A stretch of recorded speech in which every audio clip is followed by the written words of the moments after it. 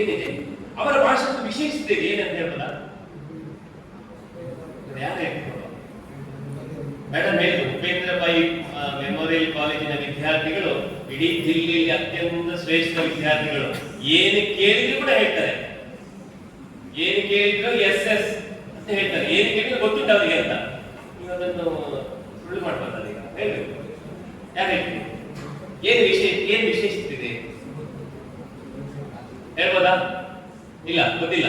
ಅವ್ರ ಭರವಸೆ ನೋಡಿದ್ರು ನೀವು, ಅವ್ರ ಭಾಷಣ ಯಾರ್ಯಾರ ಪಾಲಿಟಿಷಿಯನ್ ಇಲ್ಲ, ಅವ್ರು ಏನ್ ಕೊಡ್ತಾರೆ ಹೇಳಿ? ಭರವಸೆ. ನಾನು ನೆಕ್ಸ್ಟ್ ಇಲ್ಲಿ ಬರುವಾಗ ಇಷ್ಟು ದೊಡ್ಡ ಬಿಲ್ಡಿಂಗ್ ಕಟ್ತೇನೆ, ಈ ರಸ್ತೆ ಮಾಡ್ತೇನೆ, ಇದು ಡಬಲ್ ರಸ್ತೆ ಇದ್ದದ್ದು ನೆಕ್ಸ್ಟ್ ಬರುವಾಗ ಮಣ್ಣಿನ ರಸ್ತೆ ಆಗ್ತದೆ, ಅಂಡರ್ ಸೆಕ್ಟರ್ ಕಾಂಕ್ರೀಟ್ ರಸ್ತೆ ಮಾಡ್ತೇನೆ, ಇಲ್ಲಿ ಗಿಡ ಇದ್ದದೆಲ್ಲ ತೆಗೆದು ಬಿಲ್ಡಿಂಗ್ ಮಾಡ್ತೇನೆ, ಇದನ್ನೆಲ್ಲ ಹೇಳಿಕೊಟ್ಟಲ್ಲ. ಆವಾಗ ಬಿಟ್ಟು ಬೇರೆ ವಿಷಯ. ಹಾಗೆ ಇವರು ಭಾಷಣ ಶುರು ಮಾಡಿ ನೋಡಿ, ತುಂಬಾ ಜನ ಸೇರಿದ್ರೆ ಬಹಳ ಖುಷಿ ಆಗುತ್ತೆ. ಇಲ್ಲೆಲ್ಲ ನೀವು ಏನು ಮಾಡಿದಿರಿ, ಈ ಫ್ಯಾಕ್ಟರಿ ಮಾಡಿದಿರಿ, ತುಂಬಾ ಅಭಿವೃದ್ಧಿ ಆಗ್ಬೇಕು, ಮತ್ತು ನಿಮ್ಮ ಸಂಖ್ಯೆ ಕೂಡ ಜಾಸ್ತಿ ಆಗ್ಬೇಕು. ಈಗ ನೀವು 10 ಜನ ಇದ್ದೀರಲ್ಲ, ಬರುವ ವರ್ಷ ನಿಮ್ಮ ಸಂಖ್ಯೆ ಏನಾಗ್ಬೇಕು ಹೇಳಿ? ಏನಾಗ್ಬೇಕು? 15 ಜನ ಆಗ್ಬೇಕು. ನೆಕ್ಸ್ಟ್ 20 ಜನ ಆಗ್ಬೇಕು, 25 ಜನ ಆಗ್ಬೇಕು, 50 ಜನ ಆಗ್ಬೇಕು, 100 ಜನ ಆಗ್ಬೇಕು. ಅದಕ್ಕೆ ನಾನು ನಿಮ್ಗೆ ಭರವಸೆ ಕೊಡುದು ಏನಂತ ಹೇಳಿದ್ರೆ, ನನ್ನ ಹೆಂಡತಿಯನ್ನು ಕೂಡ ನಿಮ್ಮ ಸಂಘದ ಏನ್ ಮಾಡ್ತಾರೆ, ಸದಸ್ಯರನ್ನಾಗಿ ಮಾಡ್ತೇನೆ. ನನ್ನ ಹೆಂಡತಿಯನ್ನು ಕೂಡ ನಿಮ್ಮ ಸಂಘದ ಸದಸ್ಯರನ್ನಾಗಿ ಮಾಡ್ತೇನೆ ಅಂತ ಹೇಳಿದ್ದಾರೆ. ಎಲ್ಲರೂ ಕೇಳಿದ್ರೆ ಯಾಕೆ ಹೇಳಿ? ಇವರು ಅಲ್ಲಿ ಸೇರಿದವರು ಯಾಕೆ ಹೇಳಿ? ಎಲ್ಲ ಇದೇವೇ ಅಲ್ಲ. ಇವರ ಹೆಂಡತಿಯನ್ನು ಮೆಂಬರ್ ಮಾಡ್ಬೇಕು, ಈ ಜನ ಏನಾಗಬೇಕು, ಹೋಗ್ಬೇಕು ಅಲ್ವಾ? ಅಂದ್ರೆ ಗೊತ್ತಿಲ್ಲ ಯಾರತ್ರ ನಾನು ಮಾತಾಡ್ತೇನೆ, ಎಲ್ಲಿ ಮಾತಾಡ್ತೇನೆ, ಹೇಗೆ ಮಾತಾಡ್ಬೇಕು ಅಂತ ಗೊತ್ತಿಲ್ಲ. ಇದು ಬಹಳ ಇಂಪಾರ್ಟೆಂಟ್. ಕಮ್ಯುನಿಕೇಶನ್ ಅಲ್ಲಿ ವೆರಿ ವೆರಿ ಇಂಪಾರ್ಟೆಂಟ್. ಯಾರು ನಮ್ಮ ಆಡಿಯನ್ಸ್ ಯಾರು ಅಂತ ಬಹಳ ಇಂಪಾರ್ಟೆಂಟ್. ಎಷ್ಟೋ ಸಂದರ್ಭದಲ್ಲಿ ನಾನು ಕೆಲವರು ಗಮನಿಸ್ತೇನೆ, ಕೆಲವರು ನೋಡಿ ತುಂಬಾ ಜನ ಇಂಟರ್ವ್ಯೂ ಹೋಗ್ತಾರೆ, ನಾನು ಕೆಲವರು ನೋಡಿದ್ದೇನೆ. ಇಂಟರ್ವ್ಯೂ ಹೋಗುವಾಗ ಎಲ್ಲ ನಿಮ್ಮ ಮಾರ್ಕ್ಸ್ ಎಲ್ಲ 100% ಒಳ್ಳೆ ಮಾರ್ಕ್ಸ್ ಇದೆ, ಎಲ್ಲ ಸಬ್ಜೆಕ್ಟ್ ಅಲ್ಲಿ ಫಸ್ಟ್ ಕ್ಲಾಸ್ ಎಲ್ಲ ಒಳ್ಳೆ ಮಾರ್ಕ್ಸ್ ತಗೊಂಡಿದ್ದೀರಿ. ಬಟ್ ಇಂಟರ್ವ್ಯೂ ಫೇಸ್ ಮಾಡಿ ಗೊತ್ತಿಲ್ಲ. ಯಾಕೆ ಗೊತ್ತಿಲ್ಲ ಹೇಳಿ? ಮಾತಾಡ್ಲಿಕ್ಕೆ ಗೊತ್ತಿಲ್ಲ. ಅಲ್ಲಿ ಏನು ಪ್ರಶ್ನೆ ಕೇಳ್ತಾರೆ, ಪ್ರಶ್ನೆ ಕೇಳಿದ್ರೆ ನಮ್ಗೆ ಏನಾಗ್ತದೆ ಹೇಳಿ? ಪ್ರಶ್ನೆ ಕೇಳಿದಾಗ ನಮ್ಮಲ್ಲಿ ಏನು ಬದಲಾವಣೆ ಆಗ್ತದೆ? ಬರ್ಲಿಕ್ಕೆ ಶುರು ಆಗ್ತದೆ, ಮತ್ತೇನಾಗ್ತದೆ? ದರ್ಶನ ಬರ್ಲಿಕ್ಕೆ ಶುರು ಆಗ್ತದೆ ಅಲ್ಲ? ಅವ್ರು ಏನು ಕ್ವಶನ್ ಕೇಳ್ತಾರೆ ಅದಕ್ಕೆ ಆನ್ಸರ್ ಅಂತ ಬೇರೆ ಹೇಳ್ತೇವೆ. ಇಂಟರ್ವ್ಯೂ ಏನಾಗ್ತದೆ ಹೇಳಿ? ಏನಾಗ್ತದೆ? ಫೇಲ್. ಮಾರ್ಕ್ಸ್ ಎಷ್ಟು ಬರೆದಿರ್ಬೋದು, ಇಂಟರ್ವ್ಯೂ ಪಾಸ್ ಮಾಡ್ಲಿಕ್ಕೆ ಆಗುದಿಲ್ಲ. ಯಾಕೆ ಹೇಳಿದ್ರೆ, ಇಂಟರ್ವ್ಯೂ ಪಾಸ್ ಮಾಡ್ಬೇಕು ನಮ್ಮಲ್ಲಿ ಏನಿರ್ಬೇಕು? ಸ್ವಲ್ಪ ಆದ್ರೆ ಕೂಡ ಏನಿರ್ಬೇಕು ಹೇಳಿ?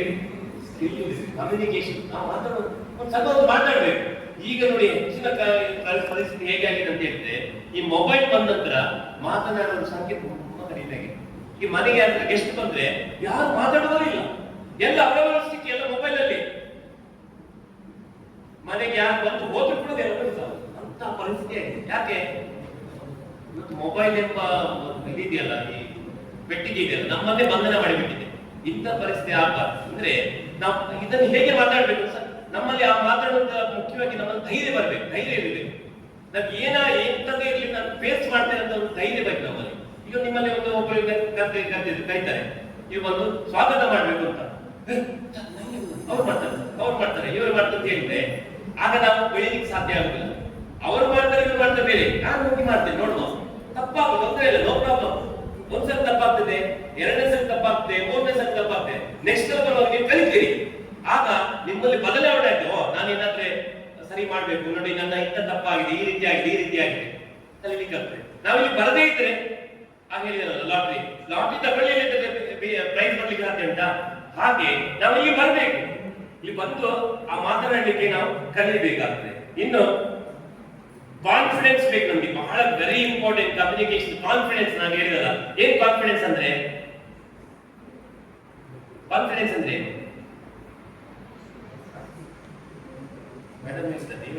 ಕಾನ್ಫಿಡೆನ್ಸ್ ಅಂದ್ರೆ ಧೈರ್ಯ. ಧೈರ್ಯ ಅಂದ್ರೆ ಹೇಗೆ?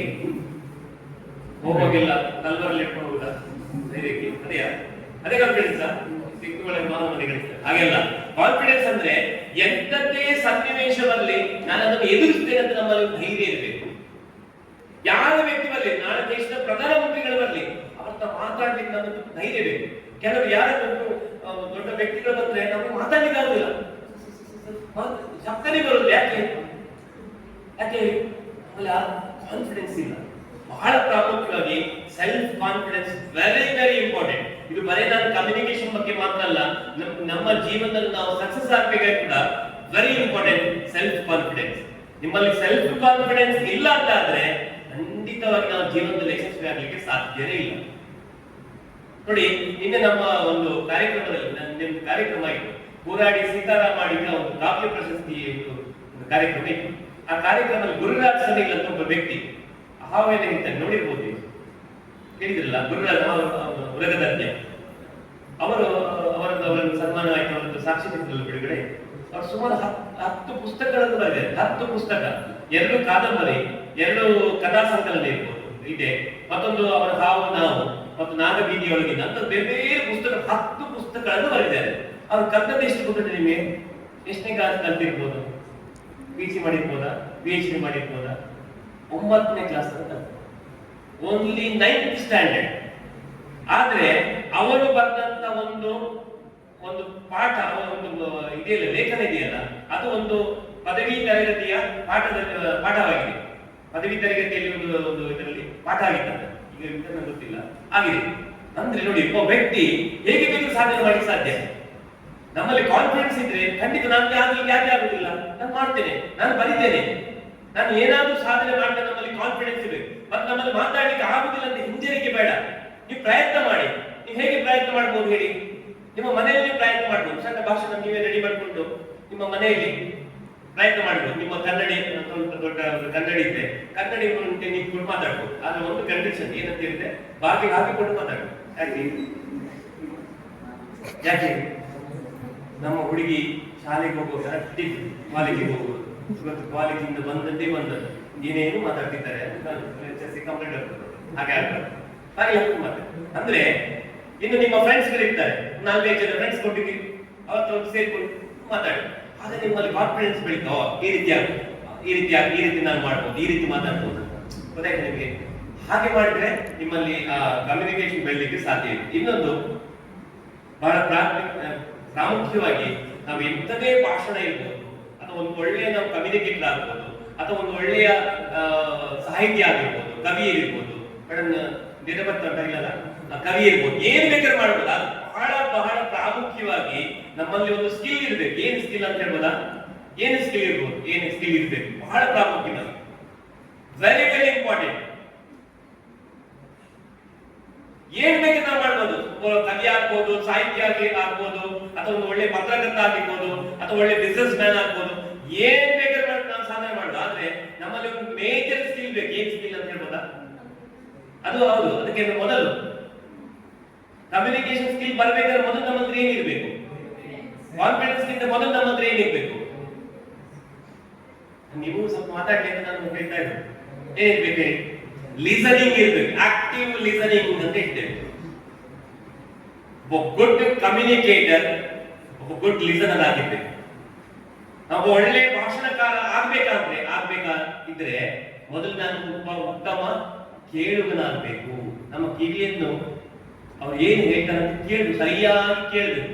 ಕೆಲವರು ಕೇಳ್ತಾರೆ, ಹೇಗೆ ಹೇಳ್ತಾರೆ ಹೇಳಿ? ಒಂದು ಕಿವಿಯಿಂದ ಕೇಳುದು, ಇಲ್ಲಿ ಹೋಗ್ತಾ ಪಾಸ್ ಆಗ್ತದೆ. ಹಾಗೆಲ್ಲ ಕೇಳಿದ್ರೆ ನಾವೇನ್ ಮಾಡ್ಬೇಕು ಹೇಳಿ? ಮನನ ಮಾಡ್ಬೇಕು. ಅದನ್ನ ನಮ್ಮ ಲೈಫಲ್ಲಿ ನಾವು ಇಂಪ್ಲಿಮೆಂಟೇಷನ್ ಮಾಡ್ಬೇಕು. ಯಾವುದೇ ಇಂಪ್ಲಿಮೆಂಟೇಷನ್ ಮಾಡಿದ್ರೆ ನೀವು ಏನು ಕೇಳಿದ್ರೆ ವೇಸ್ಟ್ ಅಲ್ವಾ? ಈಗ ನಾವು ಇಷ್ಟು ಮತ್ತು ಮಾತಾಡಿಕೊಂಡು ವೇಸ್ಟ್, ನೀವು ಇಲ್ಲಿ ಕುತ್ಕೊಂಡು ಕೂಡ ವೇಸ್ಟ್. ಅದನ್ನು ನೀವು ನಿಮ್ಮ ಇದರಲ್ಲಿ ಪಾಲನೆ ಮಾಡಿ. ಬಹಳ ಪ್ರಾಮುಖ್ಯವಾಗಿ ನೀವು ಏನು ಈಗ ಕೆಲವು ಕಡೆ ಕಾರ್ಯಕ್ರಮ ಹೋಗ್ತಿದ್ದೀರಿ, ಅದು ಸಾಹಿತ್ಯ ಕಾರ್ಯಕ್ರಮ ಹೋಗ್ತೀರಿ, ಸಾಹಿತ್ಯ ಸಮ್ಮೇಳನಕ್ಕೆ ಹೋಗ್ತೀರಿ, ಏನು ಬೇರೆ ಬೇರೆ ಕಾರ್ಯಕ್ರಮ. ನೀವು ಏನ್ ಮಾಡಿ ಅಂತ ಹೇಳಿದ್ರೆ, ಸಣ್ಣ ಒಂದು ಬುಕ್ ಸಿಗ್ತದೆ, ಪಾಕೆಟ್ ಬುಕ್, ಸಣ್ಣ ಪಾಕೆಟ್ ಡೈರಿ ತಗೊಂಡು ನಿಮ್ಮ ಹತ್ರ ಇರಲಿ ಒಂದು ಬುಕ್. ಯಾರಾದ್ರೂ ಒಂದು ವಿಷಯ, ಹೊಸ ವಿಷಯ ಹೇಳಿದಾಗ ಅದನ್ನೇ ನೋಟ್ ಮಾಡ್ಕೊಳ್ಳಿ. ಯಾಕಂದ್ರೆ ನಮ್ಮ ಇದಿದೆಯಲ್ಲ, ಮೆಮೊರಿ ಎಲ್ಲರೂ, ನಾವೆಲ್ಲರೂ ಕೂಡ ನಮ್ಗೆ ಇವತ್ತು ಹೇಳಿ ನಾಳೆ ನೆನಪು ಆಗ್ತದೆ ಇಲ್ಲ ಗೊತ್ತಿಲ್ಲ, ಆದ್ರೆ ಅದನ್ನ ನೋಟ್ ಮಾಡ್ಕೊಳ್ಳಿ. ಹೊಸ ವಿಚಾರಗಳು ನೋಡಿ. ಈಗ ತಂತ್ರಜ್ಞಾನದಲ್ಲಿ ನಮ್ಮ ಅಲ್ಲಿ KP ರಾವ್ ಅಂತ ಇದ್ದಾರೆ. ಅವರು ಸುಮಾರು 10 ವರ್ಷ ಹಿಂದೆನೆ ಈ AI ಹೇಳಿದ್ರು. ಆಗ ನಾವೆಲ್ಲ ಏನು ಯೋಚನೆ ಮಾಡಿದ್ರೆ ಅಂತ ಹೇಳಿದ್ರೆ, ಇಲ್ಲ ಆಗುದು ಹೌದಾ ಸುಳ್ಳು ಇವರಿಗೆ ಅದನ್ನ ತಿಳ್ಕೊಳ್ಳಿ. ಅನ್ಕೊಂಡಿದ್ದ. ಆದ್ರೆ ಅವರೆಲ್ಲ ಹೇಳಿದ ಮಾತು ಇವತ್ತು ಸತ್ಯ ಆಗ್ತಾ ಉಂಟು. ಏ ತಂತ್ರಜ್ಞಾನದಿಂದ ನಾವು ಏನು ಬೇಕಾದ್ರೂ ಮಾಡ್ಬೋದು, ಎಂತದ್ದು ಬೇಕಾದ್ರೂ ಮಾಡ್ಬೋದು. ನೋಡಿರ್ಬೋದು, ಒಂದು ವಿಡಿಯೋವನ್ನು ಸೃಷ್ಟಿ ಮಾಡಬಹುದು, ಒಂದು ದೊಡ್ಡ ಥೀಸಿಸ್ ಅನ್ನು ಬರೆಯಬಹುದು, ಏನ್ ಬೇಕಾದ್ರೂ ಮಾಡಬಹುದು ಅಂತ ಕಾಲ ಇವತ್ತು ಬರ್ತಾ ಉಂಟು. ಅಂದ್ರೆ ಬಹಳ ಪ್ರಾಮುಖ್ಯವಾಗಿ active listening very very important. ಯಾರಾದ್ರೂ ಹೇಳಿದಾಗ ಅದನ್ನು ಕೇಳಿಕೊಂಡು ಒಂದು ನೋಟ್ ಮಾಡ್ಕೊಳ್ಳಿ, ಅದನ್ನು ನೀವು ಬೆಳೆಸಿ ಅಂತ ನಾನು ಹೇಳ್ತೇನೆ. ಇನ್ನೊಂದು ನಾನು ವಿಚಾರಕ್ಕೆ ಬರುವಂತ ಹೇಳಿದರೆ, ನಮ್ಮ ಸರ್ ಹೇಳಿದ ಹಾಗೆ ನಾವೀಗ ಒಂದು ಕಾರ್ಯಕ್ರಮ ಇರ್ಬೋದು, ಪತ್ರಿಕೆಗಳಿಗೆ ವರದಿ ಕೊಡುವುದು, ಅದರ ಬಗ್ಗೆ ಸ್ವಲ್ಪ ನಾನು ಹೇಳ್ತೇನೆ ವಿಷಯವನ್ನು. ಪತ್ರಿಕೆಗಳಿಗೆ ಹೇಗೆ ವರದಿ, ಯಾಕೆ ವರದಿ ಕೊಡ್ಬೇಕು ನಾವು, ಯಾಕೆ ಪತ್ರಿಕೆಗಳಿಗೆ ನಾವು ಒಂದು ಕಾರ್ಯಕ್ರಮದ ವರದಿಯನ್ನು ಯಾಕೆ ಕೊಡ್ಬೇಕು? ಇದು ನಿಮ್ಮಲ್ಲಿ ಒಂದು NSS ಕ್ಯಾಂಪ್ ಆಗ್ತದೆ, ಅದೇ ಒಂದು ಒಳ್ಳೆ ಕಾರ್ಯಕ್ರಮ ಆಗ್ತದೆ, ಅದನ್ನ ಪತ್ರಿಕೆಗಳಿಗೆ ಅಥವಾ ಮೀಡಿಯಾಕ್ಕೆ ಯಾಕೆ ಕೊಡಬೇಕು? ಫಸ್ಟ್ ನಿಮ್ಗೆ ಅದು ಗೊತ್ತಿರುತ್ತೆ, ಯಾಕೆ ಕೊಡಬೇಕು? ನಮ್ಗೆ ಒಂದು ಪ್ರಚಾರ ಸಿಗ್ಲಿ ಅಂತ ಕೊಡುದಾ? ಯಾಕೆ ಕೊಡ್ಬೇಕು? ಅದೊಬ್ಬರು ಒಳ್ಳೆ ಸಾಧನೆ ಮಾಡಿದ್ದಾರೆ, ಒಬ್ಬ ವಿದ್ಯಾರ್ಥಿ ನ್ಯಾಷನಲ್ ಲೆವೆಲ್ ಸ್ಪೋರ್ಟ್ಸ್ ಅಲ್ಲಿ ಭಾಗವಹಿಸಿ ವಿನ್ನರ್ ಆಗಿದ್ದಾರೆ, ಅವತ್ತವರ ನ್ಯೂಸ್ ಅನ್ನು ಕೊಡ್ಬೇಕು. ಯಾಕೆ ಕೊಡ್ಬೇಕು? ಅವರಿಗೆ ಪ್ರಚಾರ ಸಿಗ್ಬೇಕಂತ ಯಾಕೆ ಕೊಡ್ಬೇಕು? ಆ ನ್ಯೂಸ್ ಅನ್ನು ಕೊಟ್ಟ ನಂತರ ಸಾವಿರಾರು ಜನ ಅದನ್ನು ಓದ್ತಾರೆ, ಅದರಿಂದ ಮೋಟಿವೇಶನ್ ಇವರು ಇಂಥ UPSC ಒಬ್ಬರು ವಿದ್ಯಾರ್ಥಿ ಸಾಧನೆ ಮಾಡಿದ್ರೆ ಯಾಕೆ ನಾವು ಮಾಡಬಾರ್ದು ಅಲ್ವಾ? UPSC ಕಾಲೇಜಲ್ಲಿ ಇಂಥ ಒಂದು ಒಳ್ಳೆ ಕಾರ್ಯಕ್ರಮ ಆಗಿದೆ, ನಮ್ಮ ಕಾಲೇಜಲ್ಲಿ ಯಾಕೆ ಮಾಡಬಾರ್ದು ಅಲ್ವಾ? ಸರಿ ಅಲ್ಲ? ಹಾಗೆ ನಾವು ಅದಕ್ಕೋಸ್ಕರ ನಾವು ವರದಿಯನ್ನು ಕೊಡ್ಬೇಕು. ವರದಿಯನ್ನು ಹೇಗೆ ಕೊಡ್ಬೇಕು ಅಂತ ಬಹಳ ನಾನು ಸ್ವಲ್ಪ ಶಾರ್ಟ್ ಆಗಿ ಹೇಳ್ತೀನಿ, ಟೈಮ್ ಅಂತ. ಯಾಕೆ ಹೇಗೆ ವರದಿ ಕೊಡ್ಬೇಕಂತ ಬಹಳ ಪ್ರಾಮುಖ್ಯವಾಗಿ ವರದಿ. ಈಗ ಪೇಪರ್ ನೀವು ನೋಡ್ತಿರ್ತೀರಲ್ಲ, ಅದ್ರಲ್ಲಿ ಮೇನ್ ನಮಗೆ ಕಾಣುದು ಯಾವ್ದು ಹೇಳಿ? ಪೇಪರ್ ನೀವು ನೋಡುವಾಗ ಈ ನ್ಯೂಸ್ ಇರ್ತದೆ, ಅಲ್ಲಿ ಮೇನ್ ಯಾವ್ದು ಇರ್ತದೆ? ಪೇಪರ್ ಓದ್ತೀರಾ? ಎಲ್ಲರೂ ಪೇಪರ್ ಓದ್ತೀರಾ? ಪೇಪರ್ ಓದ್ತೀರಾ ಸರ್? ಪೇಪರ್ ಓದ್ತೀವಿ ಸರ್, ಓನ್ಲಿ ಫ್ರೈಡೇ ಪೇಪರ್ ಮಾತ್ರ ನಾವು ಫ್ರೈಡೇ ಒಂದು ತಪ್ಪುದಿಲ್ಲ ಅಲ್ಲ? ಫ್ರೈಡೇ ಮಾತ್ರ ಕರೆಕ್ಟ್ ಆಗಿ ಪೇಪರ್ ಓದಿ. ಯಾಕೆ ಹೇಳಿ?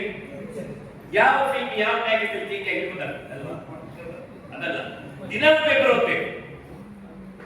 ಅದ್ರಲ್ಲಿ ನೀವು ಮುಖ್ಯವಾಗಿ ಏನನ್ನು ಗಮನಿಸ್ತೀರಿ? ಈಗ ನ್ಯೂಸ್ ಪೇಪರ್, ಯಾವುದೇ ನ್ಯೂಸ್ ಪೇಪರ್ ಇರ್ಬೋದು, ಅದನ್ನು ನೋಡುವಾಗ ನೀವು ಏನನ್ನು ಗಮನಿಸ್ತೀರಿ? ಫೋಟೋಸ್ ಇರ್ಬೋದು, ಅದಕ್ಕಿಂತ ಮೊದಲು ಹೆಡ್ಲೈನ್ ಅಲ್ವಾ? ಹೆಡ್ಲೈನ್ ಎಷ್ಟು ಪಂಚಿ, ಕೆಲವರು ನೋಡಿ ಕೆಲವು ಪೇಪರ್ ಎಂತ ಹೆಡ್ಲೈನ್ ಕೊಡ್ತಾ ಅಂತ ಹೇಳಿದ್ರೆ ಅದ್ಭುತವಾದ ಹೆಡ್ಲೈನ್. ಆ ಹೆಡ್ಲೈನ್ ನೋಡ್ಕೊಂಡೆ ನಾವು ಎಂತ ಉಂಟಂತ ನಾವು ನೋಡ್ತೇವೆ.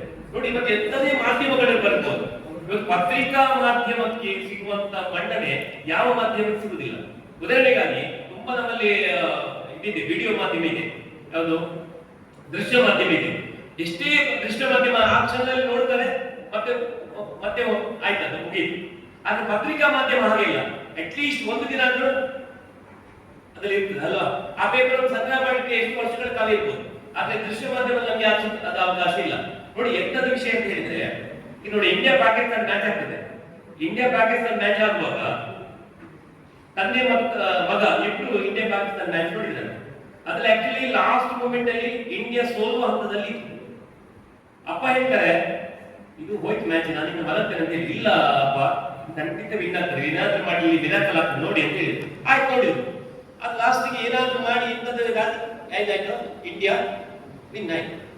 ವಿನ್ ಆಗಿ ಇಬ್ಬರದಲ್ಲಿ ಚರ್ಚೆ ಆಯ್ತು. ಏನ್ ಚರ್ಚೆ ಆಯ್ತು ಅಂತ ಹೇಳಿದ್ರೆ, ನೋಡಿ ಇವರು ಆಡಿದ್ರಿಂದ ಮ್ಯಾಚ್ ವಿನ್ ಆಯ್ತು, ಇವರು ಒಳ್ಳೆ ಬೌಲ್ ಮಾಡಿದ್ರಿಂದ ಇವ್ರ ಮ್ಯಾಚ್ ವಿನ್ ಆಯ್ತು.